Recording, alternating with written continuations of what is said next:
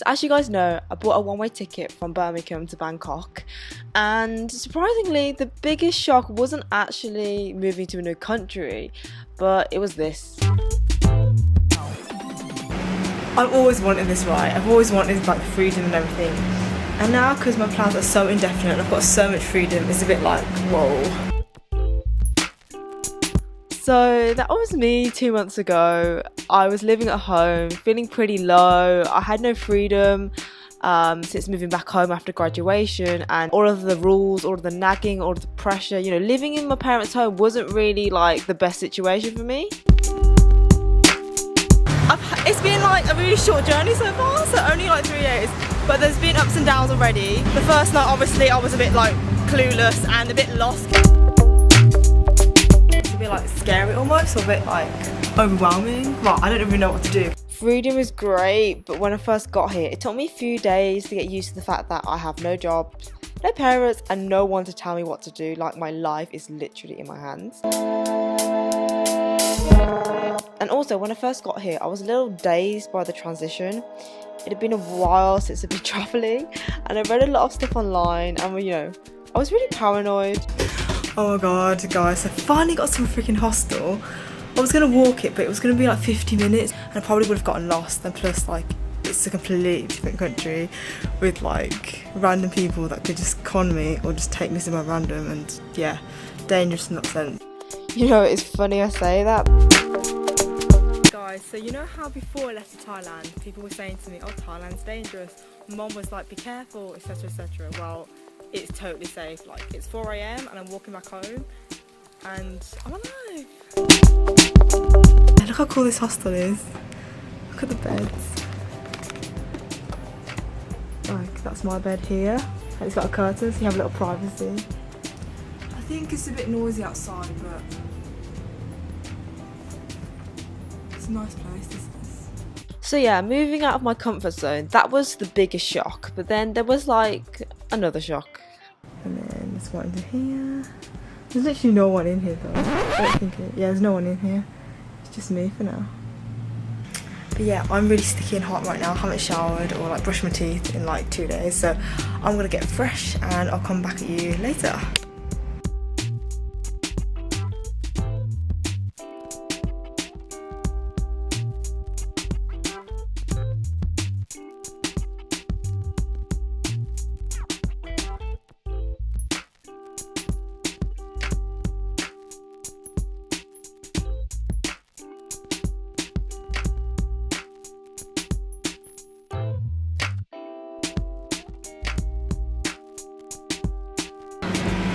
So just had my shower, feeling really good, really refreshed, and I wish there was to other people as well.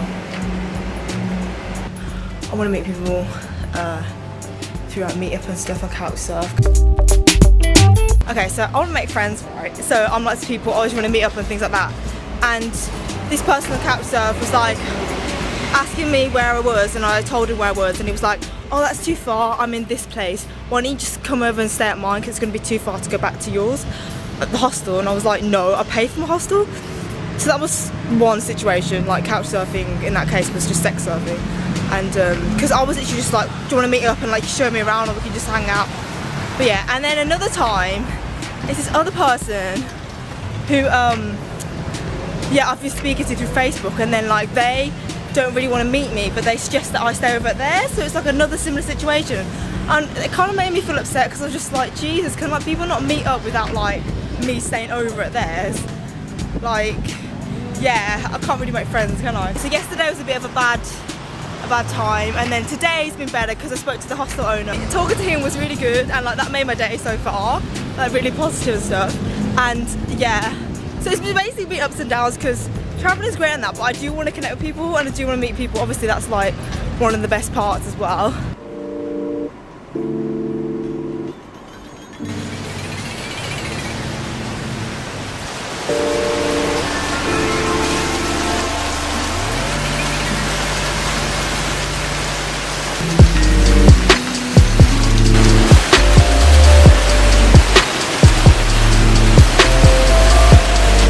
My new friend, my condom friend.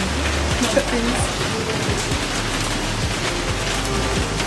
So yeah, this place is really cool on that, but it does have a serious message to it, which is to raise awareness about HIV and AIDS, and obviously to use condoms. It's a big topic over here, as with many Asian countries.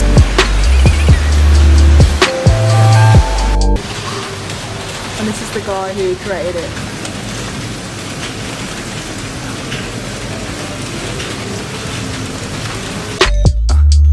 Hey guys, so my friend finally showed up. I say friend, but I actually never met this guy before. This is Jeremy. Hi. I followed him on Instagram and then I saw he was in Bangkok and I thought, oh, why not message him? And then so we ended up meeting up and yeah, it was a really cool time. And yeah, do you want to introduce yourself to everyone that doesn't know who you are? Okay, so I'm Jeremy and long story short, I dropped out of college at 18. I left home with a backpack about 1.5 years ago with about $150 in savings. I learned to build websites of YouTube and Google, then went cafe to cafe to cafe, pitched, and that's how I got my first clients. And then I started traveling the world building websites. Then in the background I started a travel blog, which eventually grew to make enough to like pay for my expenses. And yeah, so my plans kind of like just to travel Southeast Asia, and then pretty much let's see where the road takes me. Yeah, he's really cool. He's like where I want to be right now. And like, he's with his parents, that's why he's drinking like loads of wine. So if someone wanted to like do what you're doing, what advice would you give them? Like my advice is pretty simple.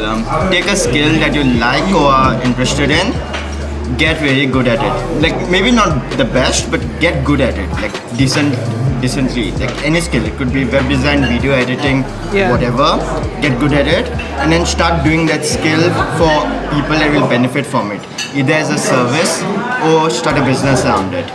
So how can people find other clients if they're starting out freelance? It depends on the actual market. Like if you're, let's say, graphic designer, 99 Designs is a good place, and a few platforms like that. Upwork and Fiverr are also very popular, but I honestly prefer by starting actual forming relationships with people, forming connections. You got Facebook, Twitter, LinkedIn, whatever. Like I've gotten my best clients from relationships. If you want more tips and stuff, you can check out his blog at Think Travel. Think Travel Live.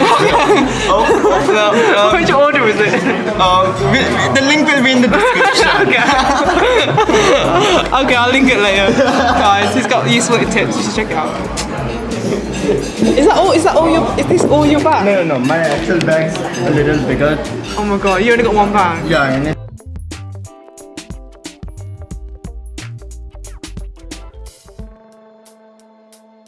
it's about 30 liters and it weighs about 7-8 kilos. So it's like about this big. This is a bag I bought only today because I actually bought a new laptop. Okay, show me. So, yeah, because my previous laptop is pretty much destroyed. The only reason I actually have a Windows laptop is because I use one program that requires me to have Windows. Oh, what is it? It's a crawler. It's it's a program that goes to every page on the site and tells you where the broken links. There's like because you do coding, don't you? No, it's for SEO. Oh. So like to get when I'm working with big sites, I kind of like have to crawl them and stuff. Okay. I'm like learning Thai, but like I think no, I'm not learning. Well, I'm just trying to get around, but I feel like I got all my tones wrong. It's like I'm just like gobble gabba. The way they say it, so I'm like gobble gabba. Like I don't know, like yeah. But yeah, I went to this proper like old school place today, like where there's no menu, you just point at stuff. Oh yeah, those are the. And I kind of love those places. Yeah. So how long are you going to be in Thailand for? Well, 2 months. That's when my visa runs out. Okay. To be honest, I don't really have a plan. That's what's kind of overwhelming. When I came here, I was like, shit, like when life could just go anywhere. Like I could get run over. I could get run over by that car like there, and like that'd be the best of me. Like. So the first few days were full of ups and downs, you know, trying to adapt to the country, trying to adapt to my new lifestyle, my newfound freedom, trying to make new friends. And it is an uncomfortable process, but I feel like that's how you know you're growing as a person.